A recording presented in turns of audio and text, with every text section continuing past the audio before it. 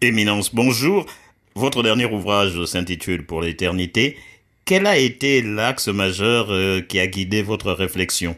Mon idée, c'était surtout d'encourager les prêtres qui traversent aujourd'hui une grande crise, pas seulement parce qu'ils ne sont pas assez nombreux, mais parce qu'ils ne savent plus qu'est-ce que c'est qu'un prêtre. Ils ne sont pas encouragés également dans la pratique religieuse du peuple de Dieu. Souvent, il y a des paroisses vides. Et aussi, ils peuvent avoir un peu la tentation de dire mais pourquoi être prêtre? À quoi ça sert? On n'a plus de fidèles à l'église. Et se décourager petit à petit. Alors, je voulais leur rappeler que non, la vocation du prêtre, ce n'est pas d'abord de faire des choses avec le peuple de Dieu, mais sa vocation première, c'est de prier. Lorsqu'on voit le Christ, il a passé 30 années sans rien faire, sinon prier et travailler. Et lorsque il a commencé son ministère public, il est allé 40 jours et 40 nuits dans le désert, seul avec son Père. Donc le premier devoir, la première mission du prêtre, c'est d'abord la prière, sa relation à Dieu. C'est à partir de cette relation qu'il peut parler de Dieu. Parce que ce n'est pas ce qu'on a appris dans les séminaires ou dans les livres, mais notre rapport à Dieu qu'il faut livrer aux autres pour dire qu'il vaut la peine de se consacrer à Dieu. Dieu est notre vie.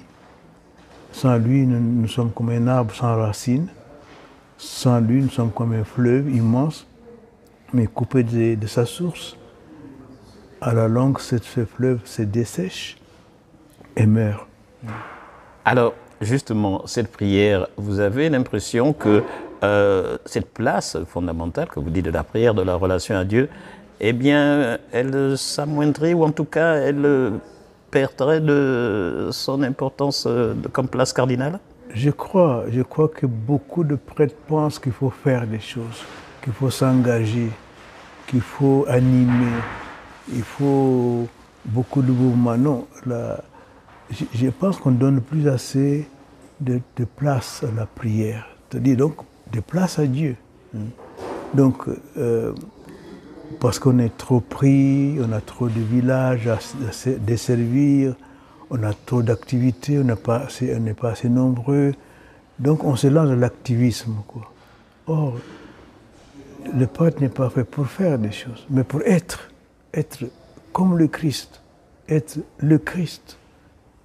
Je dis souvent que le prêtre n'est pas seulement un alter Christus, il est le Christ lui-même. Et ça suffit d'être le Christ lui-même pour que les gens viennent vers vous. Parce que vous transpirez, vous rayonnez la présence de Dieu dans votre vie. C'est comme quand Moïse sortait d'avoir rencontré le Seigneur, il y a des rayons qui sortaient de son visage. Et bien un prêtre qui prie, les gens peuvent s'apercevoir qu'il a rencontré le Seigneur. Ils peuvent s'approcher de lui pour demander des conseils, pour avoir une direction spirituelle. Parce qu'aujourd'hui, nous avons besoin d'aider le peuple de Dieu à ne pas seulement penser aux choses matérielles, à la politique, à la technologie. Tout ça, ce sont des choses belles. Mais on a tendance à oublier l'essentiel, qui est Dieu. Mais comment concilier cela avec l'engagement de l'Église dans la société, dans des domaines très divers, puisque l'Église intervient dans le champ social, dans les champs de la solidarité. Comment à trouver le juste équilibre entre cela et puis cette nécessaire présence de la prière et de la vie intérieure? Vous savez, Jésus s'est échappé. La foule le poursuivait. Parce qu'ils avaient entendu parler de lui, parce qu'ils voulaient l'écouter, parce qu'il avait donné à manger, parce qu'il avait guéri des malades. Mais il s'échappait. Il trouvait l'équilibre. Parce que sans cette solitude avec Dieu, vous ne pouvez rien donner aux autres. Donc, l'exemple de Jésus est pour nous un modèle, quoi. il faut aller se ressourcer. Il faut aller à la source de notre activité. Et ça, Mère Teresa dit la même chose. On dit, mais Mère Teresa, mais il y a un prêtre qui allait lui demander, mais priez pour moi parce que je viens d'être prêtre. Il dit, et toi, comment est-ce que tu pries? Il dit, oui, moi je prie. Il dit les bréviaires, et puis il dit la messe. Il dit, c'est pas suffisant. Il faut donner du temps à Dieu. Ça ne suffit pas de dire les bréviaires, il faut donner du temps. L'adoration, la méditation, la rencontre silencieuse avec Dieu. Et donc, c'est vrai qu'il ne faut pas négliger les questions sociales, mais nous ne sommes pas là pour ça. Les laïcs sont là pour ça. Il faut former les laïcs à assumer leurs responsabilités. Voyez-vous, dans la primitive Église, il y avait des difficultés. Bon, il y a des veuves à Jérusalem qui se plaignaient, on ne s'occupait pas d'eux. Bon, alors j'ai dit, bon, écoutez, organisons-nous, on va élire des diacres. Choisissez parmi vous des diacres, des personnes que nous allons confier cette tâche-là à eux pour vous faire la charité, la solidarité, etc. Mais nous allons nous consacrer à la prière, à l'enseignement, à la prière, à la parole de Dieu. C'est ça le travail du prêtre. Est-ce que vous avez l'impression qu'il est fait suffisamment de place à ces autres personnes à côté des prêtres dans l'Église d'aujourd'hui pour mener à bien cette mission? Je pense qu'il faut les susciter, voyez-vous.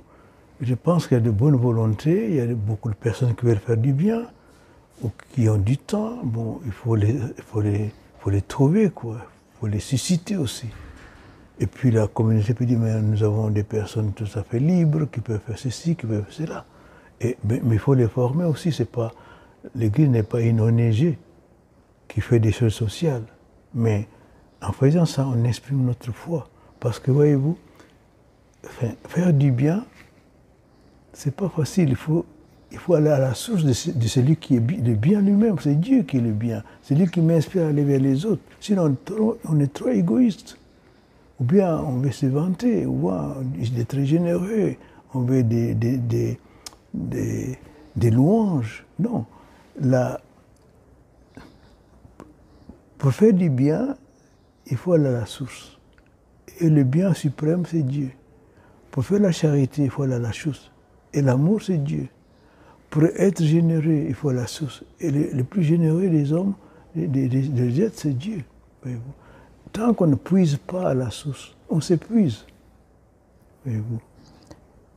Je voudrais, parce que vous l'abordez notamment dans la préface de votre dernier ouvrage, vous demander le regard que vous jetez sur un certain nombre de secousses qui ont touché l'Église. Vous les abordez alors dans divers domaines. Comment vous, avec tout votre vécu, vous regardez ces secousses-là qui touchent l'Église? Oui, c'est-à-dire que, disons, l'Église a été secouée par des questions graves, par des scandales inimaginables, par des choses horribles. C'est vrai. Mais il y a peut-être, d'après les statistiques, 3%. Et les 97% des prêtres qui sont fidèles, on n'en parle pas. Mais je ne dis pas, même si c'est 3%, c'est déjà trop, mais qu'est-ce qui se passe dans la société? On ne fait aucune enquête dans la société, alors qu'il y a des choses plus graves dans la société. Les abus. Alors, c'est-à-dire, il y a une injustice, je pense, qu'on commet vis-à-vis de l'Église, comme si on veut lui dire, mais c'est pas la peine de parler, c'est pas la peine d'éduquer les gens, toi-même tu es compromise, toi-même tu as des prêtres qui sont pas corrects, mais tais-toi, n'enseigne plus la morale. Mais l'Église doit se taire toujours, doit toujours parler, doit toujours exprimer la pensée de Dieu, non pas la pensée d'une personne. Les prêtres, les évêques ne peuvent pas enseigner des choses personnelles, des opinions personnelles, mais ils doivent toujours enseigner la parole de Dieu, la doctrine de l'Église. Donc, je pense que ces secousses sont graves, même si ça touche une petite minorité, mais la grande majorité des prêtres sont fidèles et personne n'en parle. Et c'est dans ce sens-là que je voulais encourager, et c'est ceux qui ont été fidèles, mais surtout ceux qui sont fidèles, à ne pas se décourager parce qu'ils sont éclaboussés par l'inconduite de certains. Voyez-vous. Quel est votre regard justement sur le futur, en pensant aux jeunes prêtres, à ceux qui auraient envie de suivre cette voie? Non, je pense savoir d'abord voir quelle est l'origine de la chute des vocations. Je pense que l'origine, c'est la destruction systématique de la famille.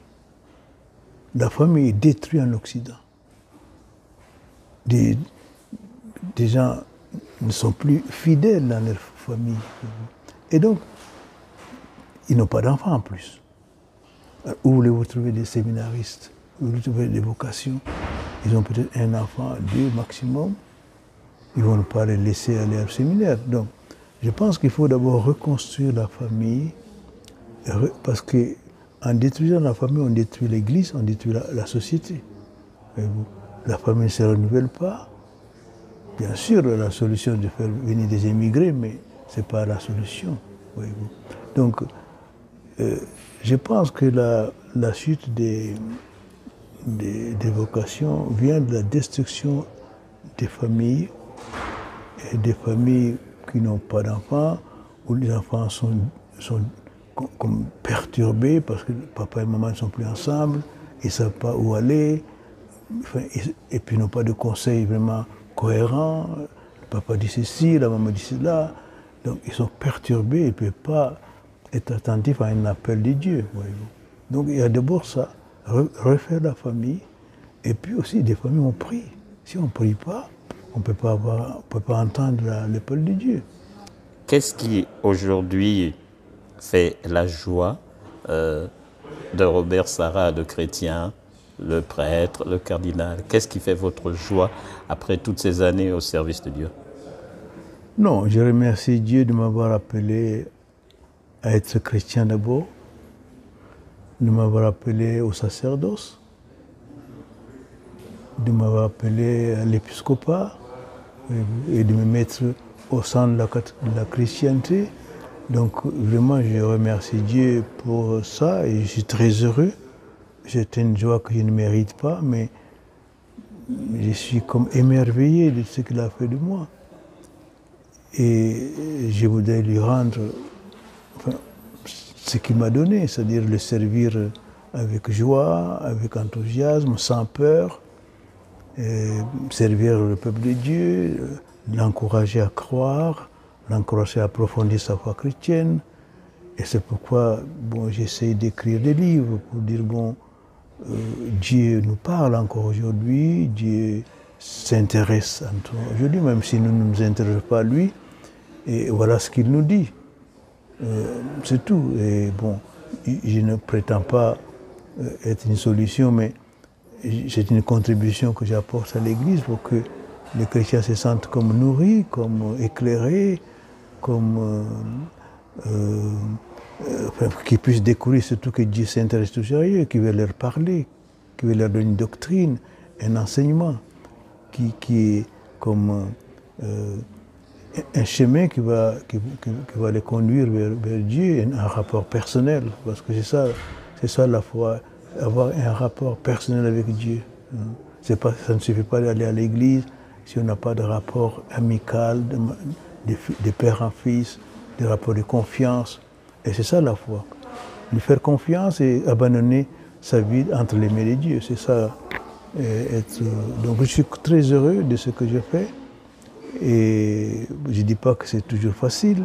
Je ne dis pas que je fais toujours bien. C'est impossible. Un homme a toujours des défauts, des